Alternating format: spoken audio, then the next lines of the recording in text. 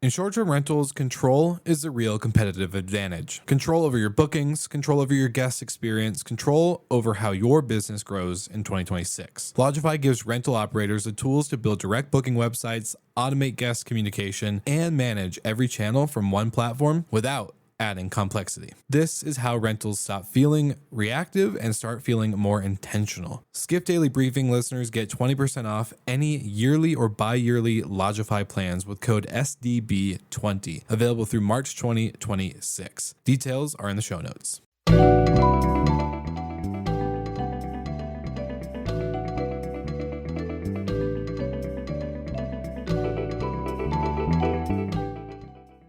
Welcome back to the Skift Daily Briefing. It's Wednesday, March 4th, and I'm Sarah Dandashy.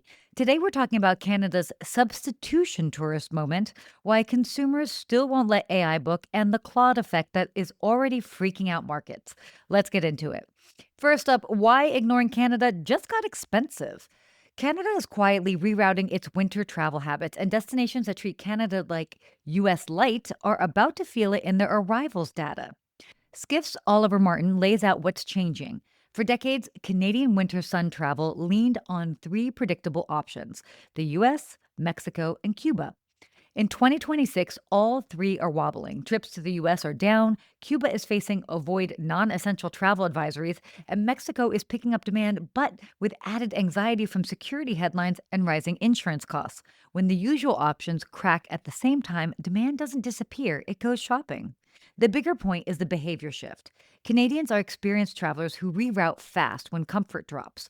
The winners won't be the destinations yelling, "We're cheaper than Cancun."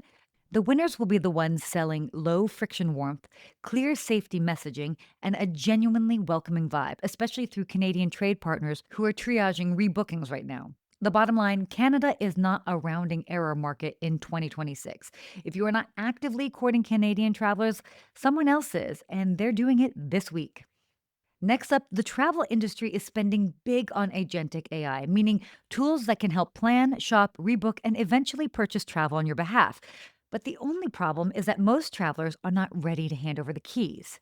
Adriana Lee speaks with Gareth Williams, the Skyscanner founder, who basically says what a lot of consumers are thinking. Trust is fragile. Travel is high stakes, and one bad AI mistake can ruin an entire trip. Brands are racing ahead, but the public is skeptical, and the industry still hasn't answered the core question: who pays when the AI gets it wrong? One nuance that matters: business travel moves first because guardrails already exist: policy, liability, correction mechanisms. Leisure travelers do not have that same safety net, so of course they hesitate. The bottom line here is that tech is accelerating, but trust and accountability infrastructure are not.